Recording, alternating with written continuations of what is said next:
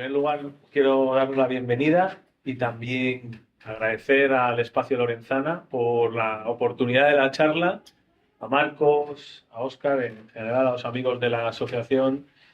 Y yo sé por él que no estaba totalmente convencido de hacer esta charla, porque él quería traer a César por la publicación de su libro y hacer una charla.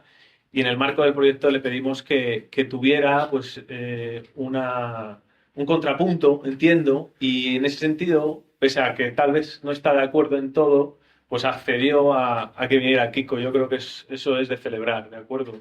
Para que haya pues un debate sano de ideas que yo creo que es enriquecedor. Eh, Tenemos, por un lado, a César Rendueles, que es de sobra conocido, entiendo, por ustedes, por todos vosotros, si os puedo tutear, y ya he tenido la oportunidad de una cita, le recuerdo en un prólogo que hacía al libro de Tristes Trópicos, decía que el antropólogo tenía un sentimiento de culpa al estudiar una cultura ajena. Yo creo que aquí más ese sentimiento, entiendo, de pérdida al ver que el comunal fue algo que perteneció a nuestra cultura, ¿no? Y entiendo bueno, de eso pueden profundizar ellos esta tarde. César Rendueles es científico titular del CSIC y también ha sido profesor de Sociología de la Universidad Complutense de Madrid, filósofo, teórico, traductor de varios ensayos publicados en una decena de países y ha publicado, entre otros libros, Sociofobia, El cambio político en la era de la utopía digital, en 2013, Capitalismo canalla, una historia personal del capitalismo a través de la literatura, En bruto, una reivindicación del materialismo histórico, en 2016, y Contra la igualdad de oportunidades, un panfleto igualitario. Y recientemente con Utopía, que también es un libro que trae eso para hablar, discutir sobre estos temas que hoy conoceremos más. Y bueno, luego está Kiko Bardají, que viene desde el Pirineo aragonés, vive el comunal, lo vive a diario porque tiene allí cabras, produce leche de la que hace yogur, entiendo, ahora nos contará más, y lleva 10 años allí y quiero decir que es un Quijote y que él es un Quijote porque esto creo que lo tenemos mucho en el espíritu de los españoles en general, porque contagia en parte sus obsesiones y sus obsesiones tienen que ver con la verdad y con la justicia. Y bueno, con esa emoción, con ese entusiasmo con el que vive también estas cuestiones del estudio, pues le han traído aquí. Él hace el prólogo de este libro, que alguno hay allí para venta, que es Derecho Consuetudinario y Democracia Directa, que es de Félix Rodrigo Mora, y él hace uno de los prólogos, y aquí se ve su declaración de intenciones. Pero lo hago junto con mi compañera. Y lo hace junto a María Bueno, su compañera, su pareja, madre de sus hijos. Sí, sí. Y bueno, dice que estamos hartos de una historiografía oficialista que no habla más que de reyes, condes y ciudades, y que con salvadas excepciones jamás presenta atención a las instituciones de las gentes comunes de la ruralidad, cuando estas han sido hasta hace bien poco la inmensa mayoría de la población. ¿Quieres empezar? No, empieza tú. ¿Empiezo yo? Sí, venga. Bueno, muchas gracias antes de nada a todas, a todos por venir hoy. Muchas gracias al Espacio Lorenzana, a Marcos, bueno, y por supuesto a Kiko, con el que estoy encantado de conversar hoy y conocer más de cerca su experiencia de alguien que efectivamente vive el comunal en el día a día, ¿no? Nos habían planteado pues, como algunas preguntas para introducir la discusión, ¿no? Preguntas que bueno, podían ser de interés tanto de Kiko como por supuesto para mí, y había una muy básica, pero que yo creo que es interesante, ¿no? Que es, sencillamente, ¿qué es el comunal, ¿no? ¿Qué es un común? ¿Qué es el procomún? Y me parece interesante porque es un término muy polisémico, extremadamente polisémico, que además en los últimos 10-20 años se ha hecho todavía más polisémico, ¿no? Se han generado toda clase de significados, de sentidos, ¿no? Que circula en toda clase de contextos. Hubo una temporada que hacía hasta una lista de contextos en los que aparecía la palabra común, y de los más locos que encontré fue en la publicidad de Abanca, por ejemplo, ¿no? Hablaba de lo común y el interés interés común y tal. Entonces, a lo mejor está bien no intentar restringir y definir con exactitud qué es eso del comunal o común, sino ver en qué contexto se usa, ¿no? Y también a ver con cuál nos sentimos más cómodas y cómodos.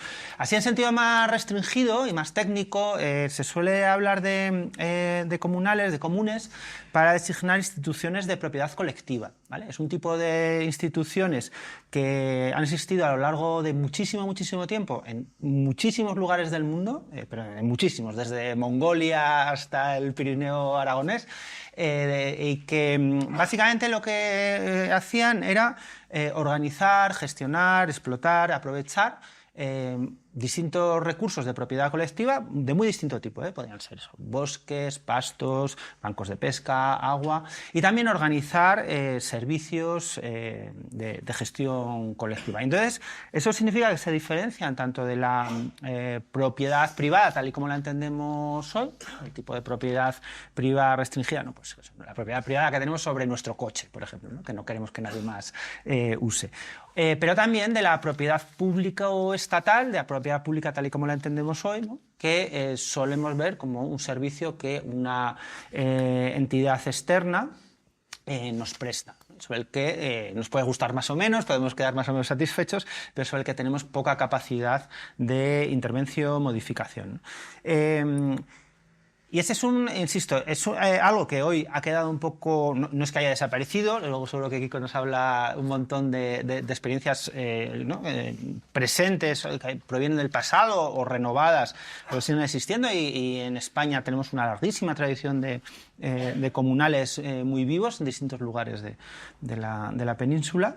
Pero sí es verdad que han experimentado, pues luego hablamos de por qué, una decadencia forzada, a menudo muy violenta. Hay un sentido más amplio, en un segundo sentido, en el que se usa todo este horizonte conceptual de los comunes, que se ha difundido mucho, sobre todo en la última década, en los últimos 15 años, y que Peter Linebaugh, con mucha gracia, designaba como algo así que decía, lo común es un concepto ómnibus, decía él, ¿no? Porque es algo así como un horizonte utópico, un horizonte conceptual, un repertorio de nociones, de conceptos, ¿no? Pues que aúna una serie de energías que tienen que ver con la crítica del mercado, que tienen que ver con la igualdad, que tienen que ver con la crítica del extractivismo, ¿no? Procedentes de tradiciones políticas muy distintas, muy diversas, y que ha servido un poco, bueno, pues para que esa gente procedente de distintos espacios pues se entienda, maneje discursos comunes, valga la redundancia, ¿no? Sin entrar en discusiones más o menos estériles. Y es un uso, si queréis, más vago, ¿no? Más impresionista, pero que ha tenido mucha potencia, yo creo, también en los últimos tiempos, y que a mí no me parece para nada trivial, ¿no? Yo creo que es muy reivindicable. Y luego, en tercer lugar, yo creo que hay nuevos sentidos de los comunes que han aparecido también recientemente, que no son exactamente en este sentido genérico, amplio, vago, ni tampoco exactamente ese sentido más restringido, tradicional, vinculado a una serie de instituciones con unas características muy definidas y que además se reproducen en muy distintos lugares del mundo, y que tienen que ver en buena medida con la crisis ecosocial y con las respuestas que distintos agentes sociales están buscando para esa crisis ecosocial, ¿no? Y en concreto la idea de bienes comunes de la naturaleza, que no son exactamente instituciones comunes tradicionales, sino que son otra cosa, ¿no? Y que intentan designar una serie de realidades que estarían más allá de la soberanía del Estado, ¿no? Sobre las cuales no serían bienes públicos estatales, porque el Estado no tendría capacidad para explotarlas, venderlas, ¿no? Sino que tendría responsabilidad y cuidado el Estado sobre ellas, pero no tendría capacidad el Estado para expropiarlas o agotarlas. Y yo creo que eso es también interesante, tiene también sus zonas oscuras, no es una panacea ni nada así, pero también es interesante y es algo innovador, ¿no? En cualquier caso, me avisas cuando me pase el tiempo.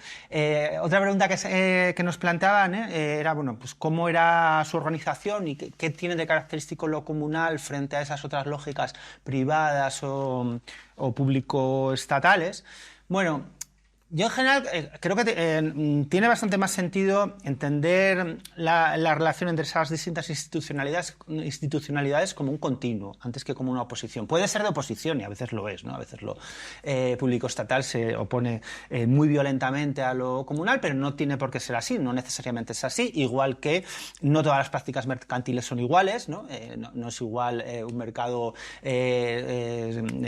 solidario o un mercado cooperativista, ¿no? Que un mercado de derivados, ¿no? No es exactamente lo mismo. Por lo tanto, yo creo que las relaciones entre lo comunal y esas otras institucionalidades muchas veces es más de continuidad que de ruptura radical, o puede ser de continuidad que de ruptura radical, y de hecho en el pasado a veces así fue, ¿no? Pero desde luego lo muy específico que tiene lo comunal yo creo que es esa capacidad de autogestión, esa capacidad de participación, esa capacidad hasta cierto punto de intervención o de control democrático. Yo creo que eso es muy, muy específico.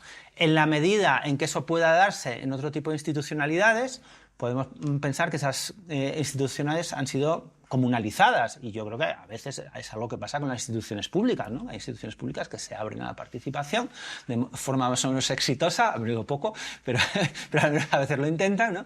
Y yo creo que sean lógicas de retroalimentación o pueden darse muy interesantes. Pero desde luego, si tuviera que resumir qué tenemos que recuperar, qué nos pueden enseñar todas las tradiciones comunales hoy, diría que es esa importancia de autogestión, ¿no? Luego, si queréis, hablamos de cómo qué papel tuvo la autogestión, ¿no? En la gestación de por ejemplo, de las políticas de bienestar o de las instituciones que asociamos al estado de bienestar, como la sanidad pública o la educación, ¿no? En su gestación, en qué medida eso fue también una batalla que se perdió, ¿no? Bueno, eso lo podemos discutir después si queréis, ¿no? También os preguntabais qué importancia tienen los comunales para la convivencia, ¿no? Y que yo creo que también es una pregunta muy, muy importante, porque si sirven para la autogestión de comunidades o de colectivos, pues eso tendrá que ver, desde luego, con la sociabilidad, con la convivencia.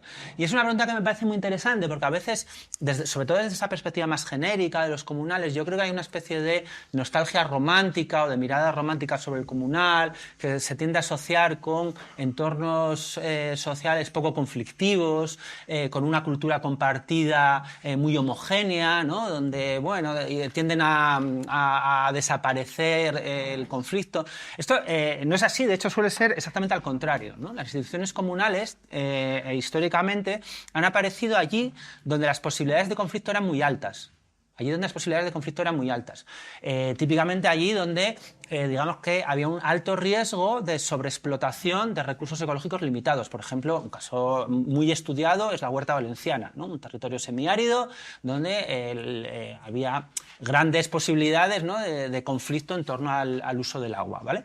Entonces, en esos sitios donde hay mucha posibilidad de conflicto, ¿no? Y donde los economistas ortodoxos predicen que van a pasar dos cosas, o que aparece un Estado que gestiona eso y pone orden, o bien que se va a mercantilizar el recurso para que cada cual cuide de lo suyo. Lo cierto es que la solución más habitual a lo largo de la historia hasta la aparición del capitalismo ha sido que surgían instituciones de gestión colectiva que buscaban normas compartidas para tratar de contener el conflicto, ¿vale?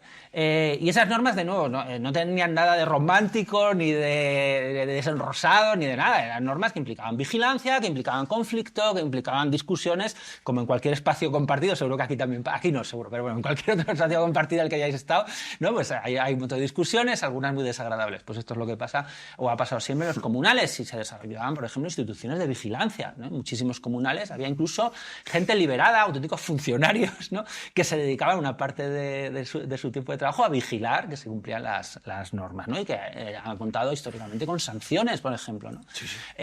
Y esto yo creo que es muy importante, porque para que pensemos que cuando estamos proponiendo recuperar algún aspecto de la lógica comunal, o todos, no estamos proponiendo una especie de utopía troglodita, ¿no? Donde la gente de repente, por arte de magia, se entiende maravillosamente y donde el conflicto queda completamente evaporado, ¿no? Y por último, la última pregunta, quedan 30 segundos, ¿no? ¿Qué importancia tiene para la economía los comunales? Bueno, esta es más complicada, porque ha sido históricamente una realidad muy compleja y muy diversa, ¿no? Entonces se ha dado en economías muy diferentes, en entornos productivos muy diferentes. Sí es cierto que yo creo que ha habido históricamente, sobre todo en el siglo XVIII y XIX, fue una acusación recurrente, ¿no? Que era asociar los comunales a la baja productividad, ¿no? Como entornos sociales poco proclives a la innovación tecnológica, poco proclives a innovaciones que aumentaran la productividad. Realmente eso a veces fue verdad, a veces fue mentira. A menudo fue mentira y no es cierto que fueran espacios sociales particularmente renuentes a introducir mejoras productivas. En cambio, lo que sí es cierto es que han sido históricamente instituciones en las que, digamos, había un compromiso grande con la sostenibilidad. Es decir, y esto es un compromiso no discursivo, sino empírico. Es decir, son instituciones que han conseguido sobrevivir siglos, a veces milenios, en entornos naturales a menudo pues, complejos, donde el riesgo, como decía antes, de sobreexplotación era muy alto. Bueno, me callo ya, me estoy pasando de tiempo. Pues nada, muchas gracias a todos por venir y a ti por estar aquí. Y a Javi, a Alex por grabarlo y a todos. Bueno, pues yo me he pasado 8 años justo en la calle de Paralela, ahí viviendo, y la dehesa de la villa pues la llevo, tengo un vínculo emocional enorme con ella, y teníamos 2 perros podencos y siempre los sacábamos ahí a la dehesa, y hemos visto todas las puestas de sol que uno puede imaginar en el Cerro de los Locos. Y el Cerro de los Locos tenía una cosa muy curiosa, que está hecha por los vecinos. Entonces es especialmente bonito, porque no está hecho por el ayuntamiento. Y recuerdo, por ejemplo, la de la Villa hacer movilizamos con la asociación de vecinos de Ofelia Nieto una plantación de árboles bastante grande, que la pagamos con el dinero de nuestro bolsillo, y la hicimos entre un montón de vecinos, y ahí plantamos un montón de árboles en la dehesa, y al día siguiente el ayuntamiento nos los arrancó todos los árboles, porque los permisos no estaban correctos como los habíamos pedido y tal. Y sobre todo nos dijo que lo tenían que haber hecho unos especialistas. Entonces vinieron una semana después y los hicieron unos especialistas ya con sus monos del ayuntamiento y tal. Y fue impresionante, aquello no se nos olvidará. Y bueno, la dehesa de la villa siempre me simpatizaba mucho con la gente del Cerro de los Locos, y me daba alegría la rebeldía, que cuando colgaba la bandera republicana, como rebeldía todos los años, y de cuando en cuando, no solo el 14 de abril, lo colgaban de cuando en cuando y me hacía siempre mucha ilusión verla allí, ¿no? Pero por la rebeldía, no por la Segunda República, que me parece execrable, completamente execrable, y tiene mucho que ver con el comunal. Y quiero hablar de ello específicamente, en concreto del bienio hazañista, que lo hemos podido estudiar porque están muy cerrados los archivos, pero un guardia civil de apellido Aguado ha conseguido meterse bastante y ha descubierto todos los conflictos en los que la Guardia Civil ametralló a la gente, no ametralló, sino disparó con los Mauser. Mauser no son metralletas, equivocado. Disparó contra la gente a las órdenes del gobierno de Azaña, del bienio hazañista, por temas relacionados con el comunal, con la defensa del comunal que estaba siendo expropiado por el Estado, con la ley Madoz, que empieza en 1855 y acaba en 1926, pero que seguía vigente aún, o sea que todo hasta el 26 se había expropiado y no se había repuesto a la gente. Entonces la gente aún en el 36, perdón, en el 31 seguía, y en el 32 y en el 33 seguía luchando por recuperar su comunal. Y la lista de pueblos es impresionante. Para mí la Segunda República, después de ver este estudio de este guardia civil, pues llegó a la conclusión de que la Segunda República fue un régimen capitalista, estatista, terrateniente, policíaco, adoctrinador, patriarcal y colonialista, ¿no? Y entonces descubres que en Vergara, en Azcoitia, en Guipúzcoa, dispararon contra la gente que defendía allí su comunal. En Peñaranda de Bracamonte, en Salamanca, en Guareña, en Badajoz, en Navamorcuende, en Toledo, en Fuensalida, en Toledo, en Doña Mancía, en Córdoba, en El Molón, en Zaragoza, en Olivares, en Sevilla, en Gilena, en Sevilla también, en Parla. Estoy diciendo pueblos, porque luego en las ciudades es impresionante la cantidad de gente que se asesinó, sobre todo en lo que es el valle del Llobregat, y momentos impresionantes como fue el bombardeo con artillería de la Casa Cornelio en Sevilla. Eso fue órdenes de los señores de la Segunda República.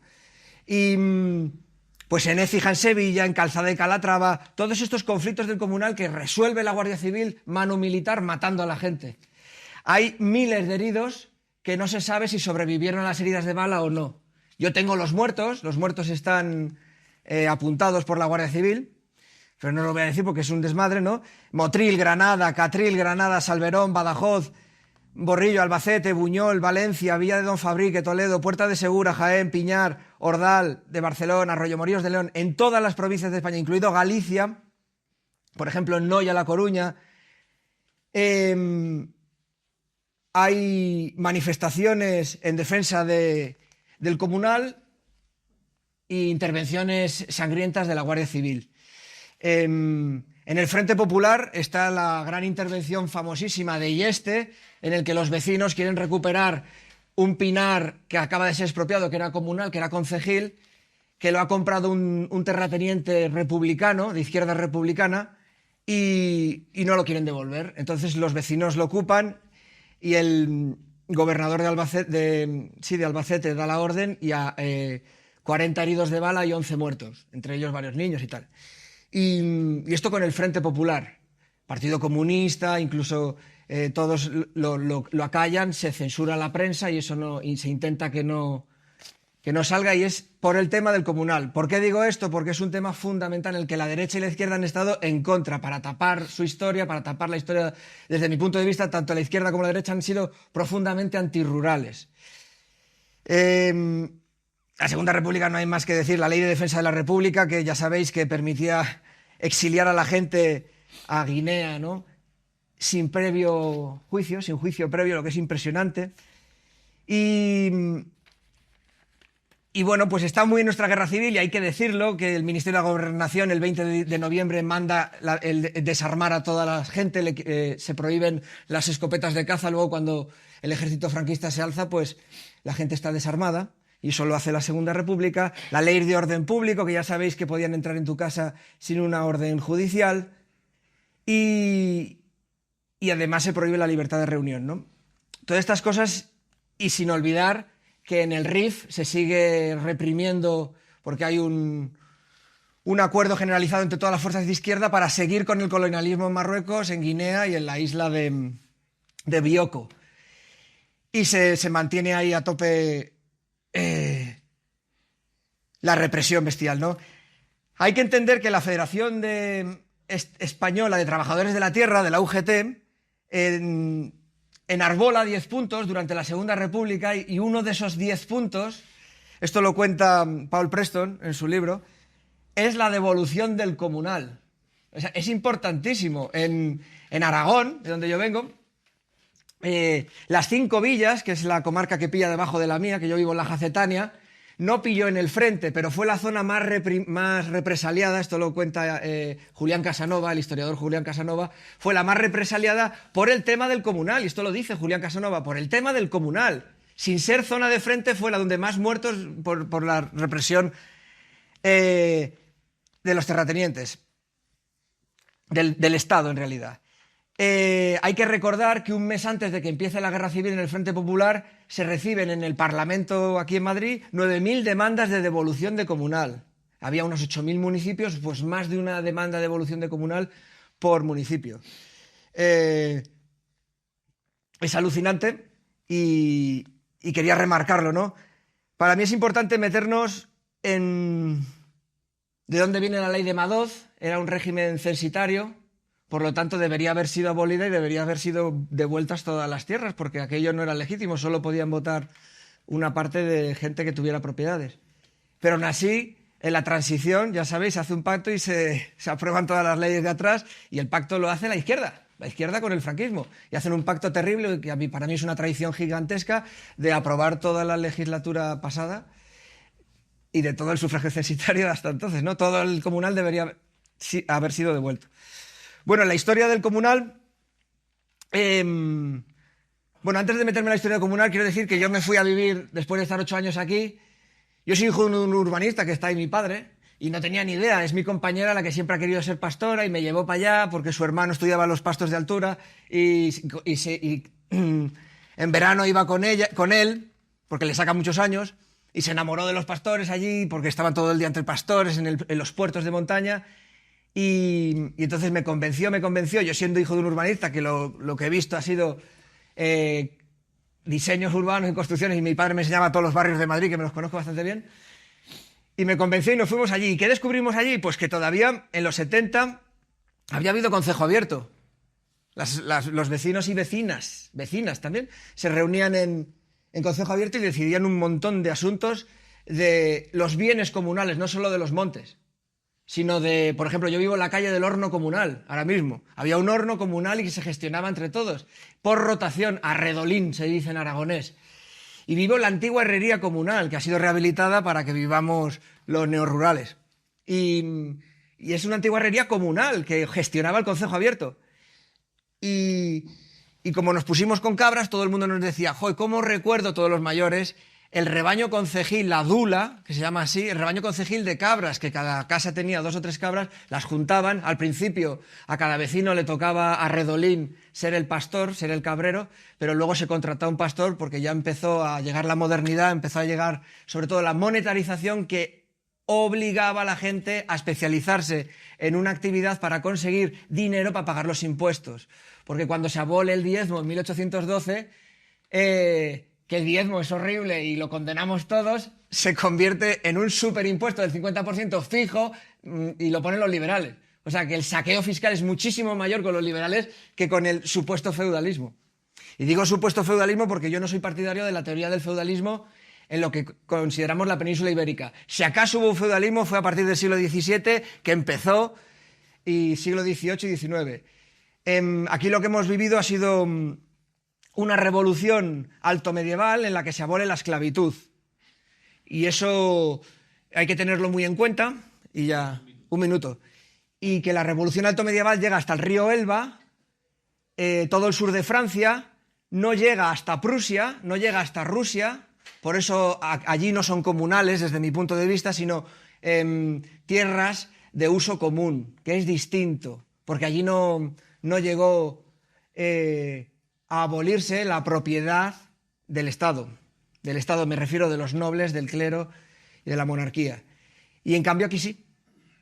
Aquí hasta que no empieza en el siglo XI-XII a reconstruirse el Estado, se vive una auténtica situación en la que los concejos abiertos son los propietarios, y esto sigue hasta el siglo XIX. Y en Galicia el 25% aún del territorio gallego es comunal perteneciente a los concejos. En Navarra el 50%, por ejemplo. Ahora sigues también dando esta serie de datos y con el ascenso también de las Cortes. Toma la palabra César, no sé si con las causas, porque...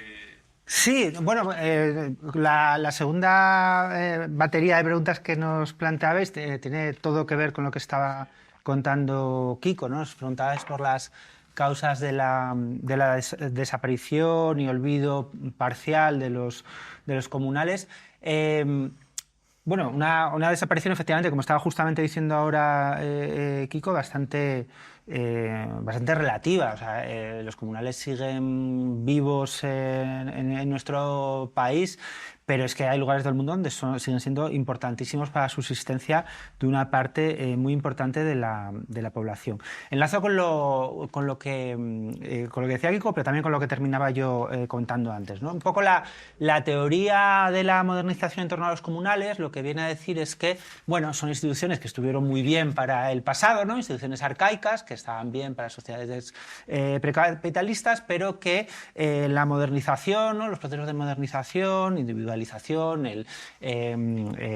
difusión de una serie de libertades que seguro que todos y todas consideramos importantes, el aumento de la productividad, pues exige acabar con este tipo de instituciones arcaicas, ¿no? Es un poco la teoría que ha tratado de explicar o de más bien justificar, ¿no? la desaparición de los los comunales. Y bueno, pues todo el siglo XVIII y XIX, tanto en España como en prácticamente todo Occidente, está lleno, ¿no?, de discursos que los publicistas, los políticos, pues difunden siguiendo un poco estas líneas maestras. La realidad es que, bueno, pues justo como he explicado ahora Kiko, ¿no?, los comunales desaparecieron a sangre y fuego.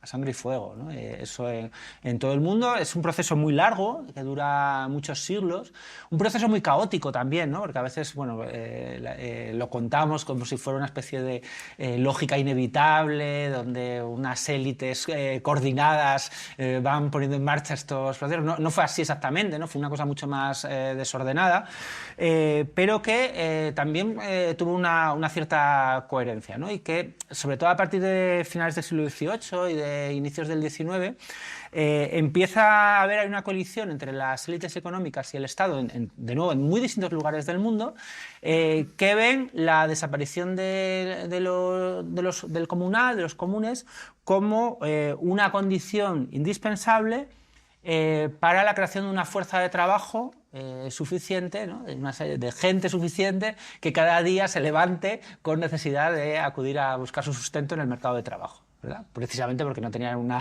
herrería comunal, no tenían rebaños comunales, no tenían autosuficiencia, ¿no?, que es un poco lo que... Por eso insistía tanto antes que lo importante realmente de los comunales era la soberanía y y esa autonomía que proporciona el control de los medios de vida, ¿no? Al eliminar los comunales se destruía también una fuente fundamental de soberanía política, una fuente autónoma de subsistencia, muy compleja.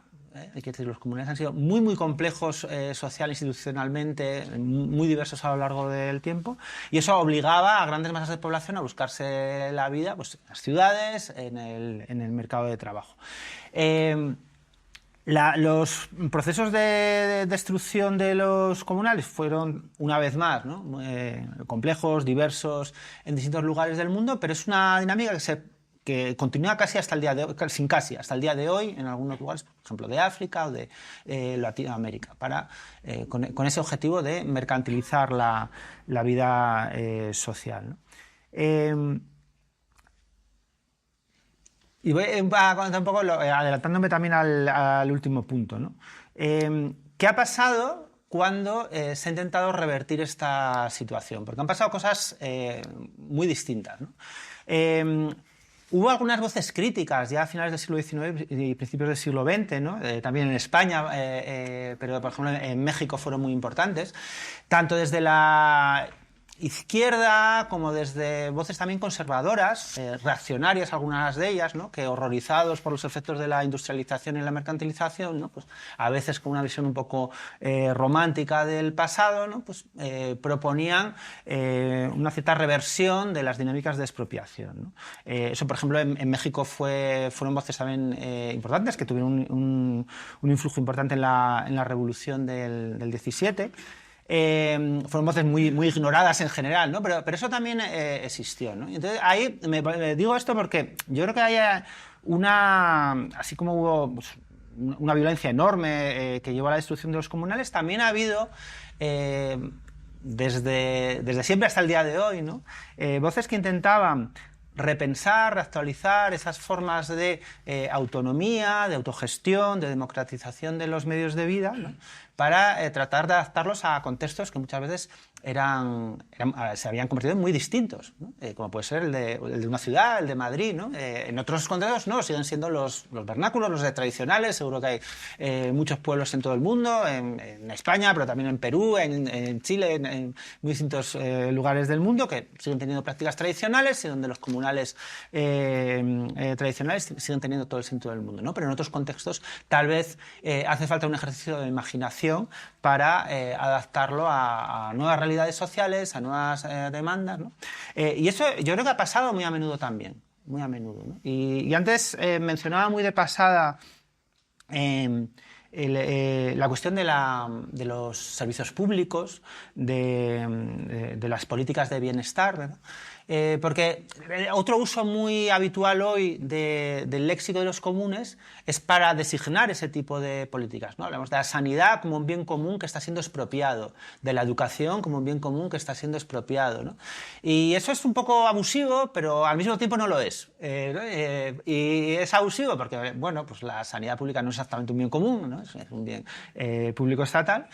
Pero es verdad que la sanidad pública en buena medida fue el resultado, no tal y como la conocemos hoy seguramente, ¿no? pero fue el resultado de gente que quería, o de movimientos sociales que querían recuperar el control de sus vidas, que querían iniciar procesos de desmercantilización. Y que en cierto momento además apostaron porque ese proceso de desmercantilización tuviera un componente muy importante de autogestión. Y en los orígenes del estado de bienestar, que tal y como lo conocemos hoy, lo que encontramos es una gran lucha por una parte de colectivos de trabajadores y trabajadoras que querían que esas nuevas políticas sociales públicas estuviesen absolutamente atravesadas por procesos de autogestión, querían controlar esa sanidad pública que se estaba poniendo en marcha, esa educación pública que se estaba poniendo en marcha, querían controlar también las nacionalizaciones de distintos tipos de empresa, ¿no? Y fuerzas reaccionarias que querían volver en la medida de lo posible al status quo, ¿no? Anterior a esas políticas de bienestar, ¿no?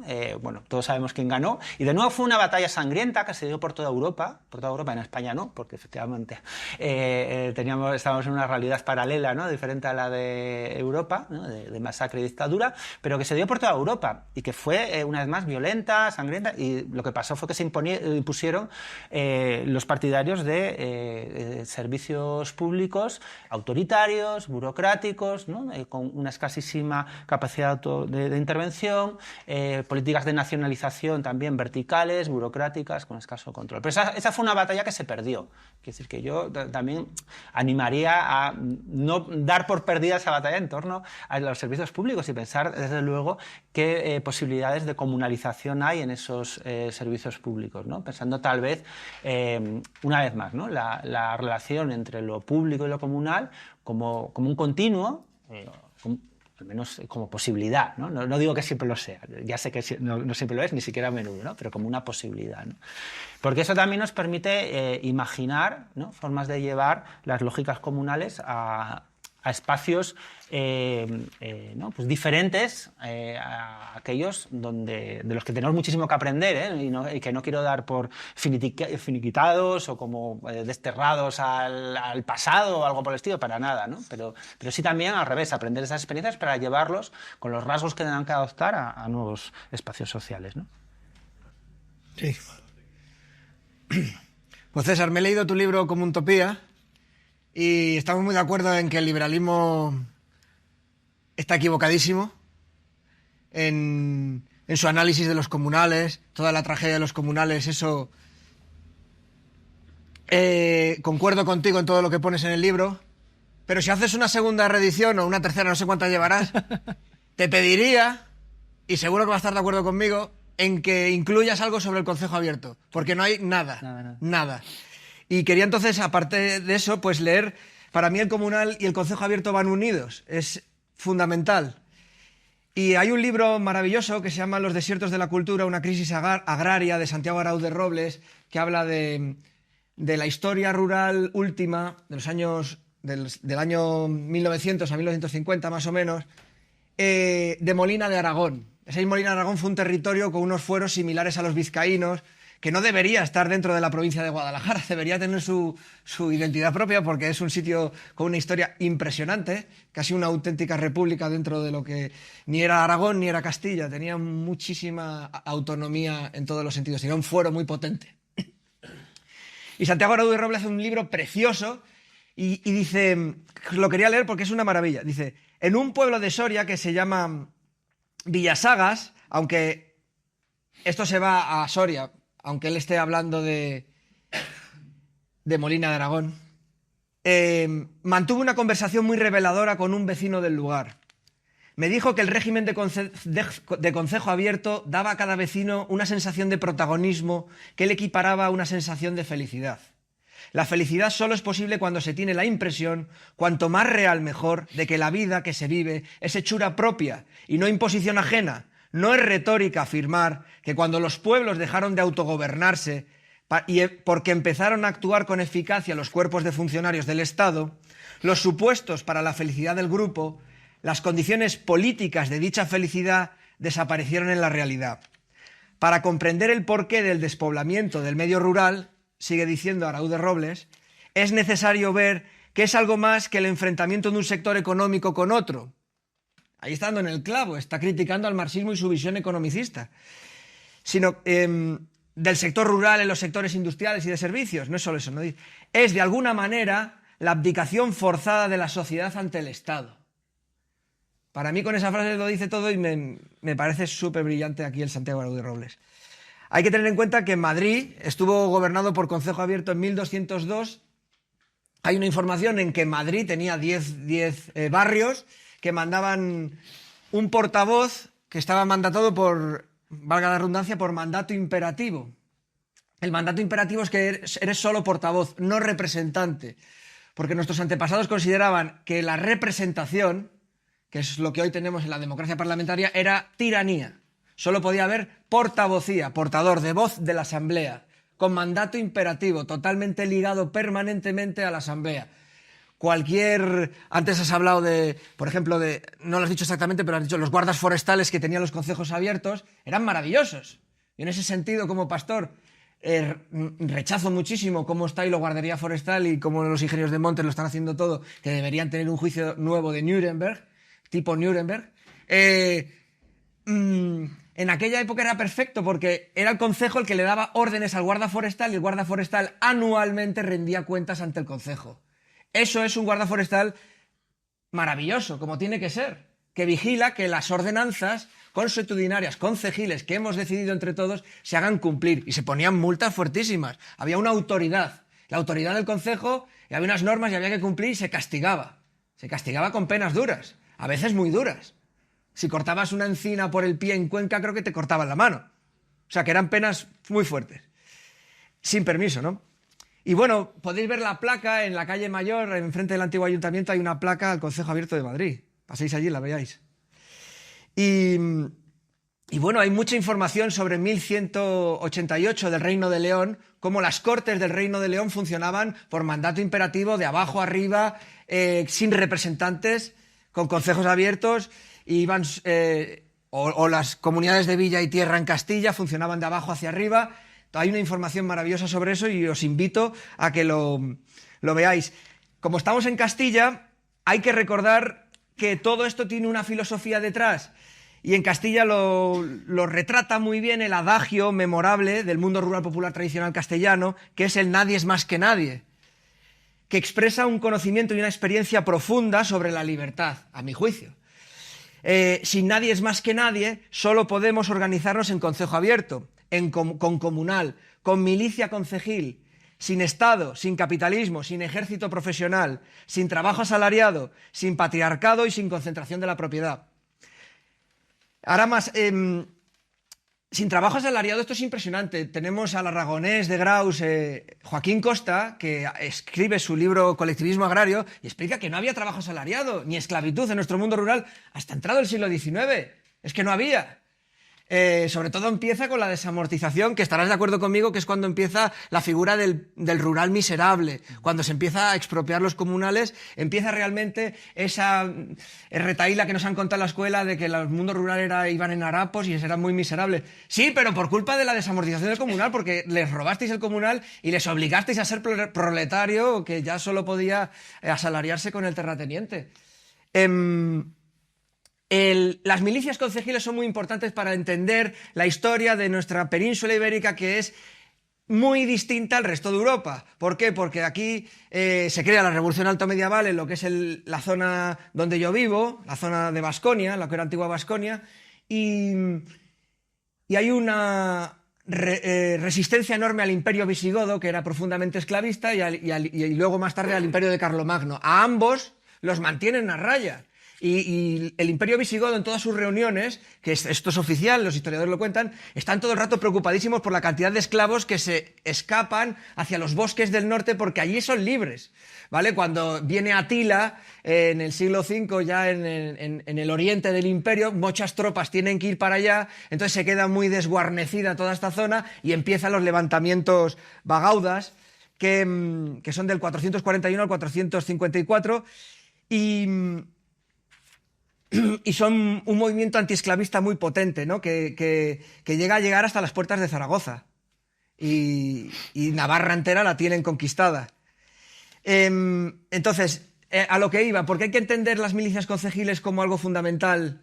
Ya sé que estoy dando bandazos, pero que en pocos minutos pues es muy importante. Las milicias concejiles funcionan durante unos 300 y pico años, y, por ejemplo, la batalla de Simancas en el 939 son los que llevan el peso de la lucha que derrota Abderramán III. Entonces hay que entender que el Imperio Islámico era un ejército de esclavos y mercenarios, y el ejército cristiano era un ejército, sobre todo en esta época, luego se va degradando con las órdenes militares y cuando va cogiendo fuerza la nobleza y la monarquía a partir del siglo XI-XIII, sobre todo XIII,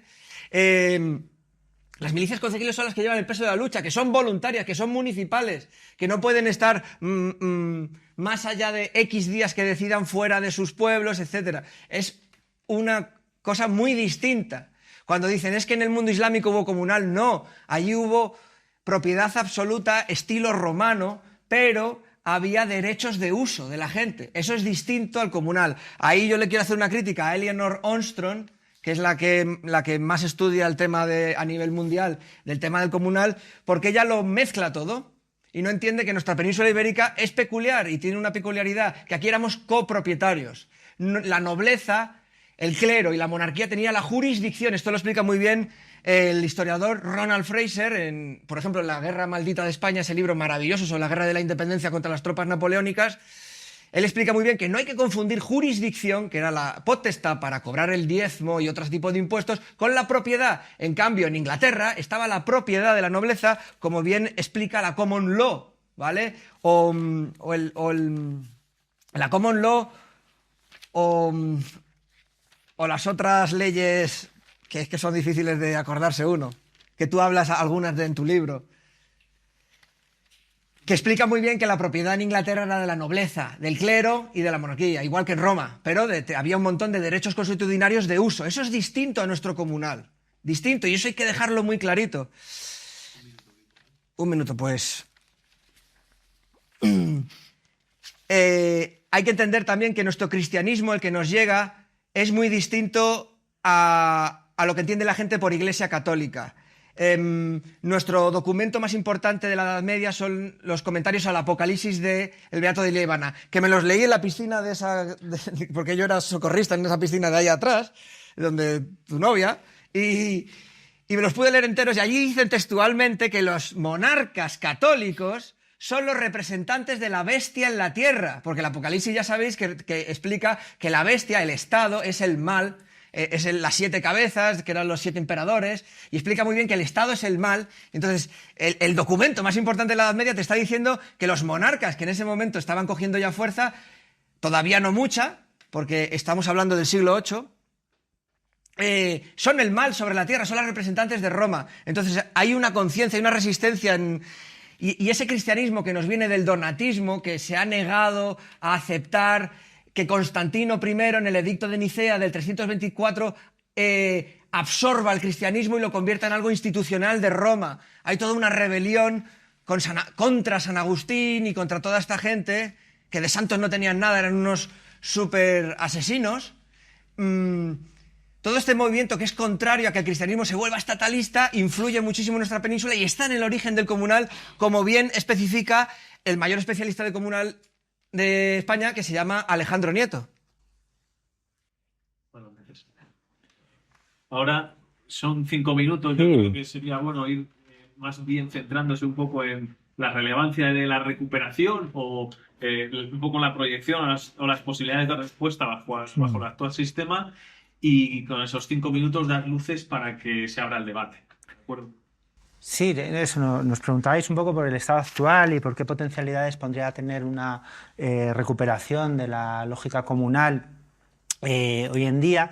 Yo voy a hablar de contextos sobre todo urbanos, no por despreciar al rural, sino porque es una realidad que conozco mucho peor y porque, bueno, estamos... Mucho mejor. No, yo mucho peor. Tú mucho mejor. No, lo urbano, quería decir. Yo, sí. Y porque estamos en este monstruo, esta especie de agujero negro que se llama Madrid, ¿no?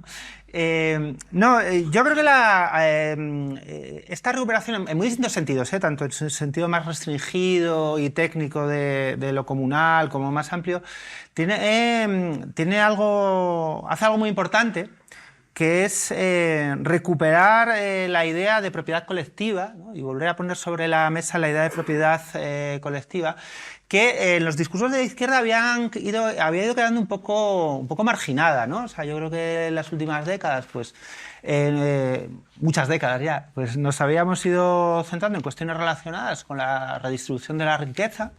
Y las cuestiones de propiedad colectiva pues nos sonaban como una cosa antigua, ¿no? La propiedad de los medios de producción y tal, una cosa deseable, noble y tal, pero antigua, ¿no? Entonces yo creo que todo este horizonte conceptual de los comunes nos da como herramientas para actualizar ese debate, para replantearlo, para que nos sintamos de nuevo cómodas y cómodas con ese tipo de reivindicaciones, entre otras cosas porque no se limita a hablar de los medios de producción, sino que habla, por ejemplo, de los medios de vida en un sentido mucho más amplio, ¿no?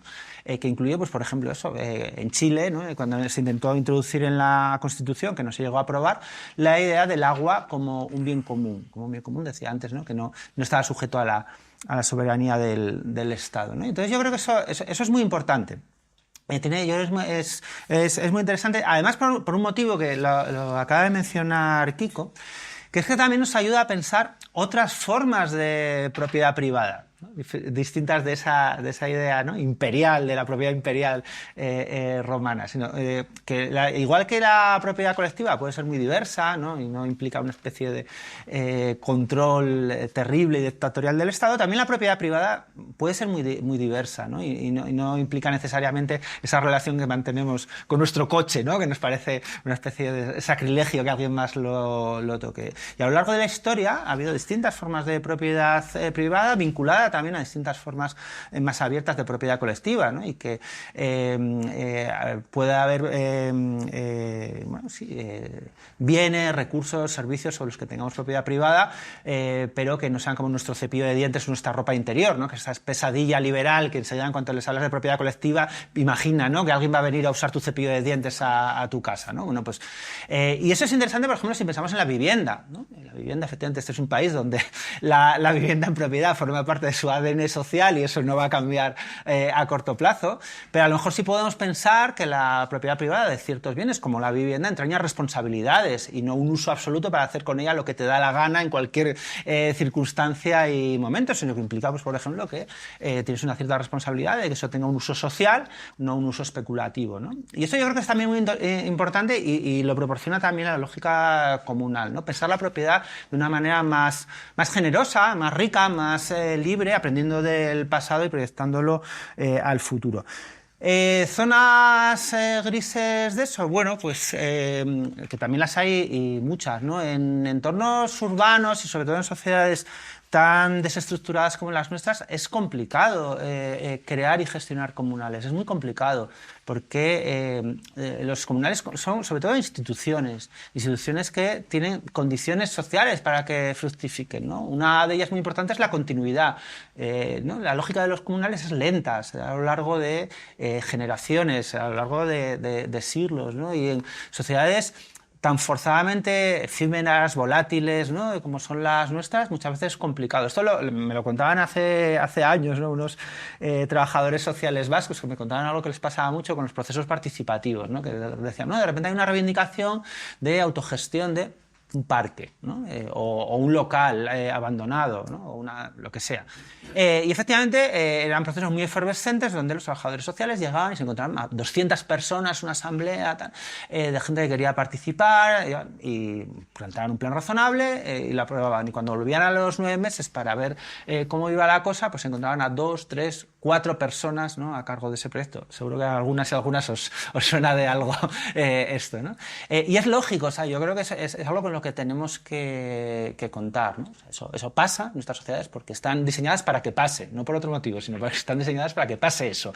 Y lo podemos cambiar seguramente, ¿no? Pero son procesos lentos, ¿no? Y esta es la segunda zona gris de la que quería hablar, ¿no? No siempre nos podemos permitir procesos lentos. No siempre nos podemos permitir procesos lentos. A ver, la lógica comunal, asociativa, participativa, ¿no?, tiene esos ritmos y a veces necesitamos ritmos muy rápidos.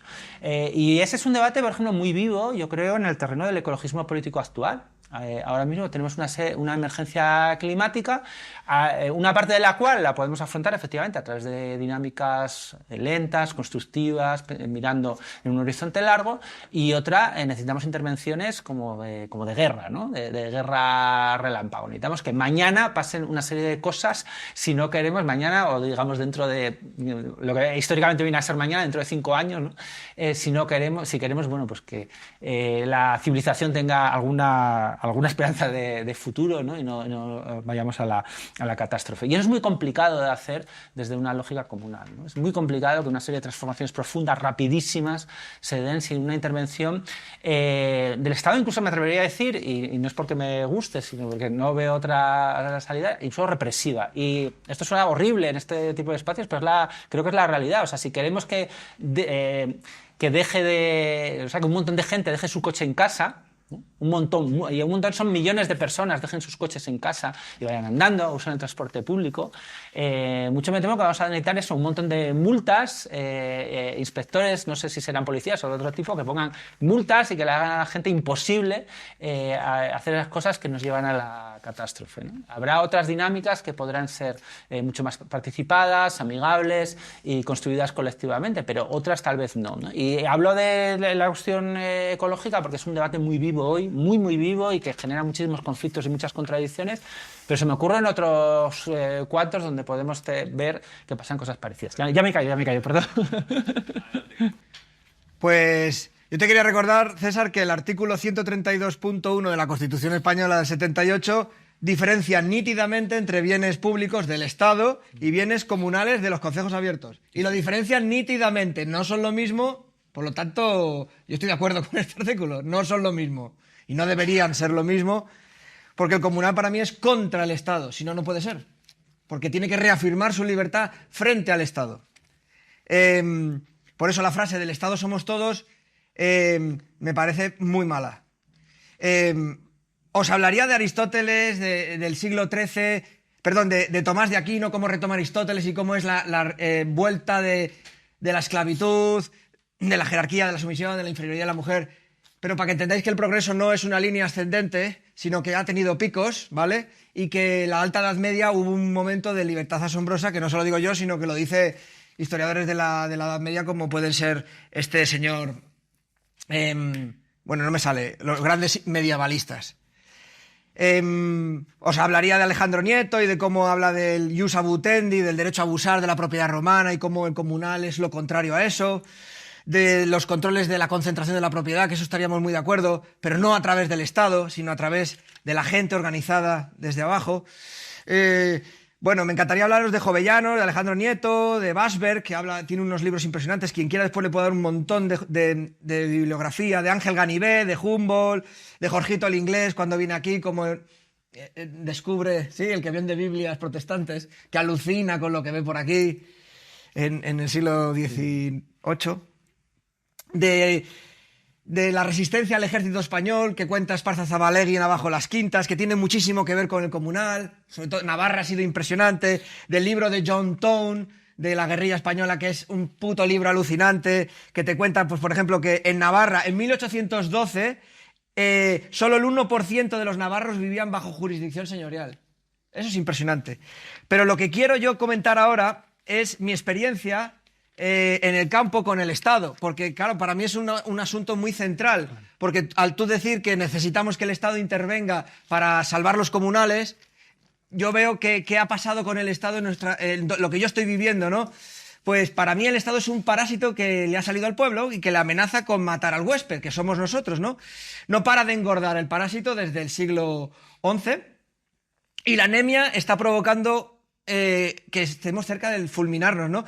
Hay 3.589 pueblos y aldeas en riesgo altísimo de extinción completa. Eso es una anemia que te cagas.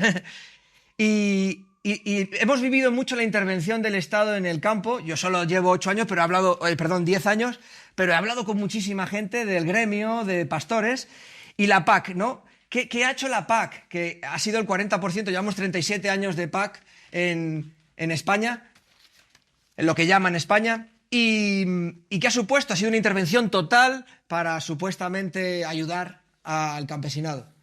La PAC deja al campo subordinado al Estado, aletarga la iniciativa, eso aniquila la independencia. El Estado domina a la gente integrándola en las instituciones, genera sentimiento mental, degradación moral, docilidad política, todo eso lo hemos vivido en persona. Envenena la conciencia popular, demuele las buenas relaciones entre los individuos, desincentiva las relaciones de afecto y ayuda mutua, promueve una pérdida total de autorrespeto, promueve la soledad, la tristeza y la bulia, despliega una red clientelar asombrosa que compra votos, soborna a la gente, aviva las ansias bajas, compra voluntades, fidelidades, mentes y corazones. Ya sabéis que los militares, yo les leo muchísimo a los militares, siempre están con la misma. No es las armas lo principal, sino la conquista de las mentes y los corazones.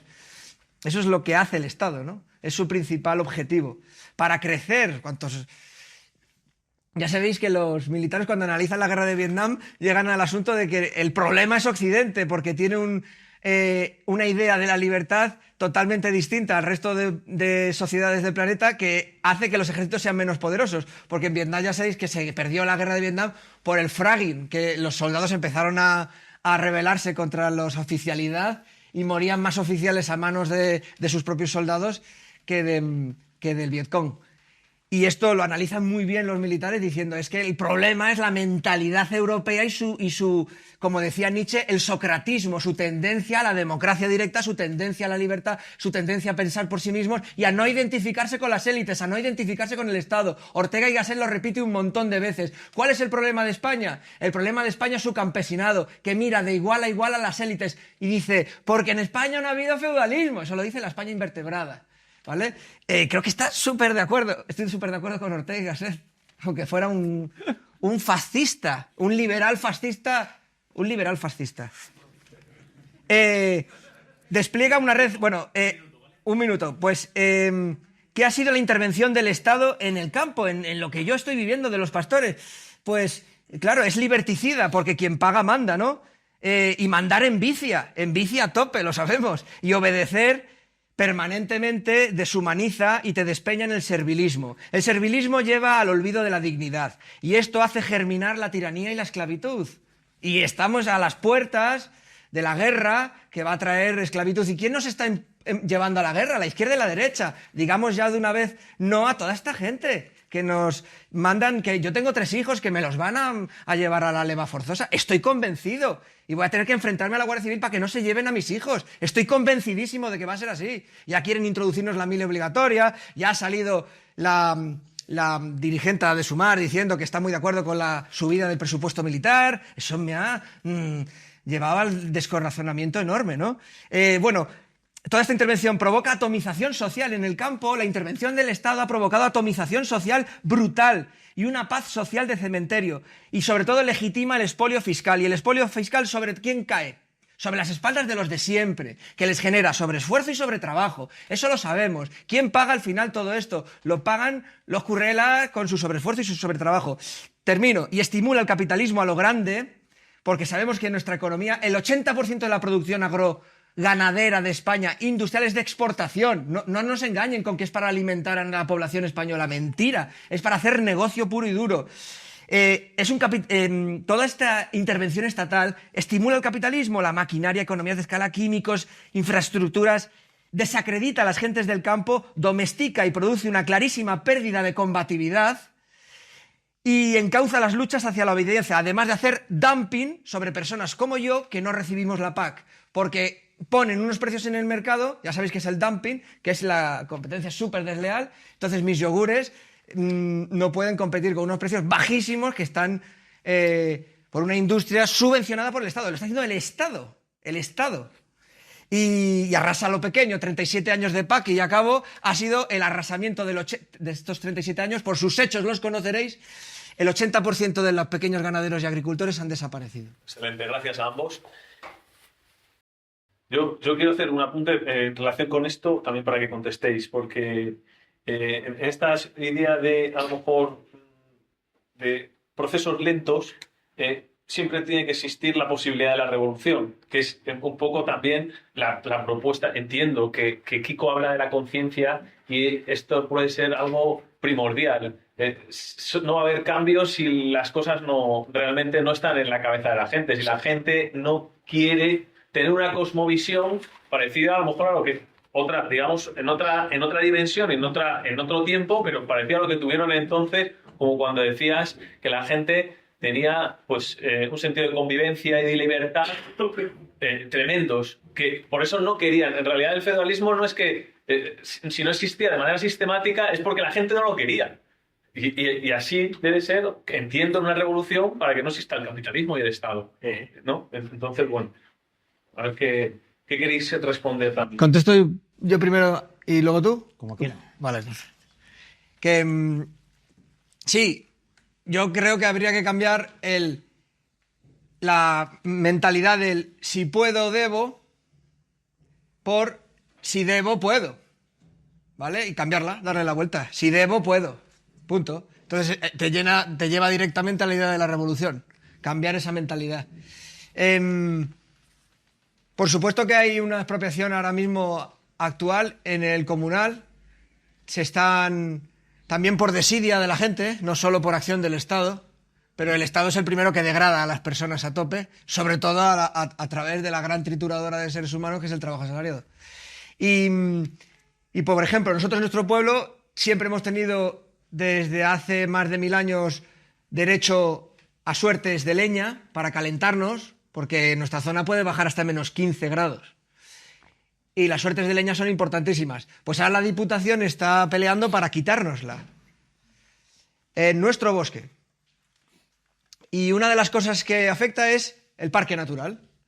Y claro, el otro día fui con un montón de gente, votante de Podemos y de Sumar, a una manifestación, fui junto a ellos, porque estaba de acuerdo con ellos parcialmente, porque quieren hacer un teleférico gigante, que primero lo quiso hacer la izquierda y ahora que hagan a la derecha, quieren volver a hacerlo a la derecha, y a través de un valle precioso que se llama Canal Roya. Y entonces fui allí en manifestación, nos lo pasamos fenomenal, con todos mis amigos de izquierdas, que yo no soy de izquierdas, pero les respeto a tope y les quiero como mis amigos, y gritaban, parque natural, solución ya, algo así. Y decía, por Dios, no sé dónde meterme. ¿Cómo que parque natural? No sois conscientes, porque todos eran de ciudad, y funcionarios, y de amigos del hermano de mi compañera, que todos trabajan investigando pastos, son del IPE, del Instituto Pirenaico de Ecología, y todos gritaban, parque natural, parque natural. Y decía, pero el parque natural es el que nos está prohibiendo poner chabolas decentes en el parque natural donde yo vivo, que es el parque natural del Pirineo Occidental, chabolas decentes porque la normativa de excepción que se nos han puesto encima de la Red Natura 2000 nos impide hacer una chabola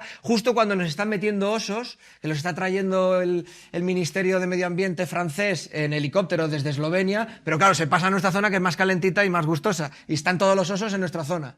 Porque allí, como está todo el día lloviendo, los franceses están todo el día húmedos, pues se vienen aquí. Entonces, el parque natural nos impide hacer un montón de cosas, además dificulta el relevo generacional, y eso no lo comprendían, porque claro, tocar el tema de los parques naturales, no, pero claro, desde que yo estoy con pastores, es que es un mundo aparte. Entonces la gente de izquierda se pregunta, ¿pero por qué está tan mal vista la izquierda o que te digan ecologista en el mundo rural?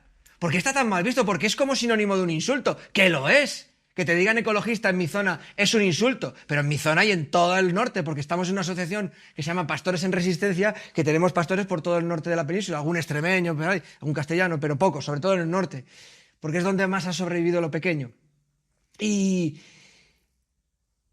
les decimos, tío, abrir los ojos, porque estáis al lado del Estado, porque sois unos cipayos, porque sois unos colaboracionistas, porque estáis todo el rato al lado de aquellos que nos están impidiendo ganarnos la vida, que es el Estado. Y ya no solo hablo de los impuestos, que son impresionantes, porque un pequeño productor como yo, pagar 300 pavos al mes es una locura. solo en la seguridad social, pero es que luego hay un montón, No solo los impuestos, no estoy hablando de los impuestos, estoy hablando de trabas impresionantes, de tener a un montón de equipos funcionariales con su aliento en tu nuca, ¿vale? A tope todo el día, lo sabe perfectamente. Cada vez que quieres hacer cualquier cosa es imposible, es alucinante, no tengo palabras para explicarlo. Y te dejo hablar, explico qué es el Concejo Abierto. El Concejo Abierto, sus primeros documentos están en el siglo X, ¿vale? Tenemos información documental del siglo X, pero son de anteriores. Se sabe que ya los pueblos prerromanos se reunían bajo árboles. Te recomiendo mucho leer el Árboles de Junta y Concejo, se llama así el libro, de Ignacio Abella, que habla de los árboles del norte de la península donde se reunían los concejos.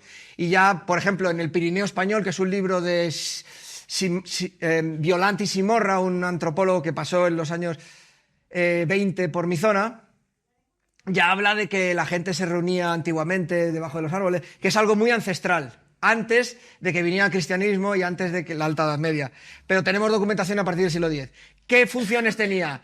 La militar, eso es fundamental, porque el monopolio de la violencia, yo que soy un realista, es clave. Quien tiene la fuerza puede decidir qué normas poner, punto. Entonces, como durante 400 años el monopolio de la violencia lo tuvieron los concejos abiertos, no había nobleza, ni monarquía, ni clero que pudiera imponerles absolutamente nada, porque no tenían el monopolio de la violencia. A partir de la batalla de Navas de Tolosa, 1212, la cosa se empieza a nivelar, y ya hay un 50% de mesnadas nobiliarias y un 50% de fuerzas concejiles. Y ya empieza a desaparecer porque al final dicen, si pagáis un impuesto, con esos impuestos hacemos las órdenes de liberados que se encargan de la lucha armada. Pero bueno, el Concejo Abierto se dedicaba a la fuerza militar, ¿vale? Tenían un adalid que entrenaba a la gente semanalmente y eran gente de a pie, y llevaban el tema militar gente de a pie, dificilísimo, pero lo hacían. Por ejemplo, el historiador del derecho, García Gallo, habla en sus estudios de que hacían el tema judicial. El Concejo Abierto tenía poder judicial, hacía los juicios. Y tenía poder legislativo, hacía el derecho consuetudinario. Es falso que los monarcas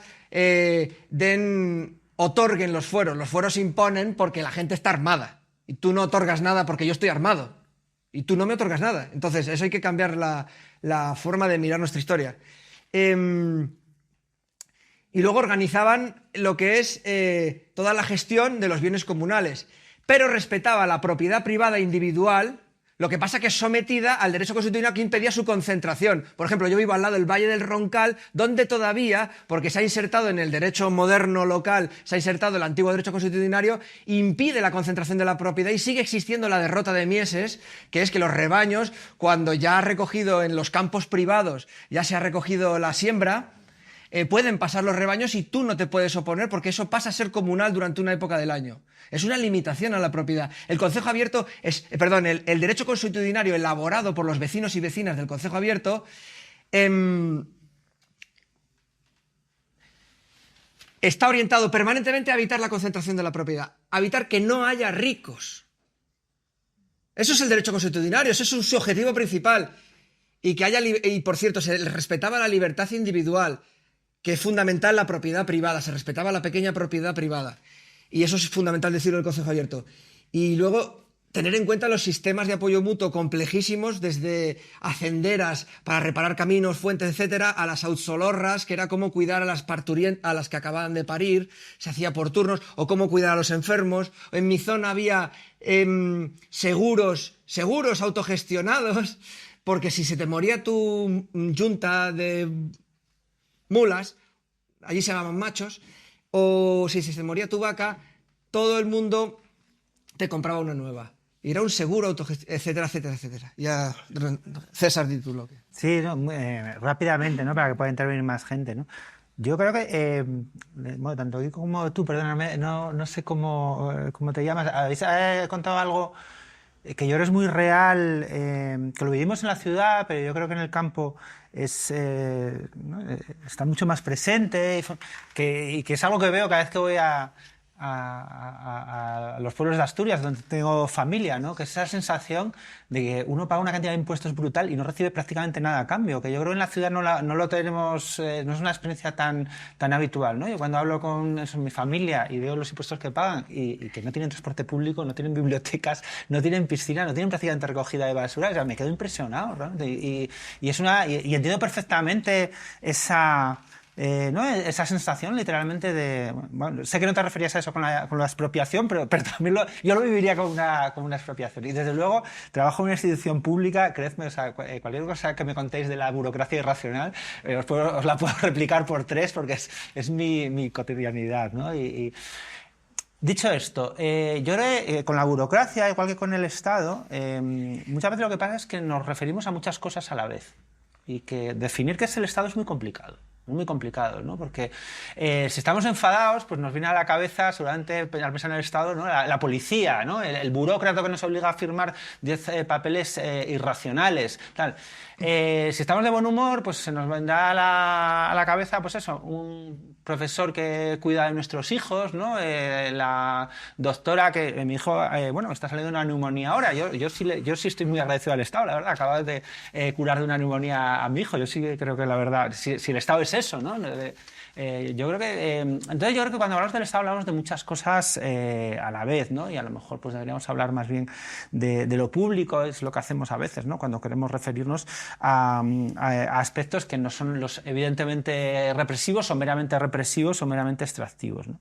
Y yo creo que esas dimensiones del Estado que merece la pena del Estado, de lo público, que merece la pena preservar, deberíamos también pensar cómo las podemos democratizar o cómo podemos aspirar a democratizarlas, cómo podemos aspirar a controlarlas, cómo podemos aspirar a intervenir en ellas para que no sean simplemente eso, ¿no? Un infierno represivo, burocrático e impositivo. Y yo creo que es posible. Y de hecho, a lo largo de la historia reciente ha habido experiencias muy diversas de control e intervención y comunalización de aspectos muy diversos de la estructura público-estatal, ¿no? Y ha habido, yo creo, solapamientos interesantes. O sea, es verdad, la PAC seguramente ha sido un desastre, pero yo creo que ha habido, por ejemplo, políticas públicas de apoyo al cooperativismo que en distintos lugares del mundo, entre ellos en algunos lugares de nuestro país, han sido exitosas y han ayudado a muchas cooperativas a sobrevivir y a hacer experiencias de autogestión muy potentes, ¿no? En ese sentido yo animaría no voy a cantar ninguna loa al Estado porque no lo siento para nada, sino simplemente a complejizar nuestra mirada, no a quedarnos con aquellos aspectos de lo público tal y como nos lo han ofrecido, tal y como lo han configurado, sino también atrevernos a imaginar cómo podría ser y no a renunciar a algo que es nuestro. Yo me niego a decir que no, que la sanidad es del Estado, de las élites, es suya y que se la quedan. No, es que es mía también. Yo la he pagado, ¿no? Son mis amigos los que son médicos, son mi familia los que son enfermeros, enfermeras. Yo he sido profesor, son mis amigos, somos nosotros y nosotras. No es un carcelero, no es un policía. Somos nosotros y nosotras quienes formamos parte de esa estructura y yo me niego a renunciar a ella. Yo creo que lo que hay que hacer es reivindicarla y democratizarla. Entiendo que es verdad que cualquier experiencia de comunalización en nuestras sociedades, eso me ha gustado también lo que decías, ¿no? Cuando veías en las ciudades, ¿no? Y con cierta desesperanza porque puede parecer algo remoto e imposible. Bueno, no sé. Puede ser. Yo también creo que a veces las cosas cambian muy rápido, ¿no? Que lo que parece imposible en pocos días se hace, como decía Milton Friedman, inevitable, ¿no? Entonces, no lo sé. Lo que sí es verdad es que los ritmos son muy diferentes, ¿no? Que destruir es muy fácil y es muy rápido, ¿no? Y destruir el asociacionismo, la sociabilidad, las experiencias comunales es algo que se hace de un día para otro.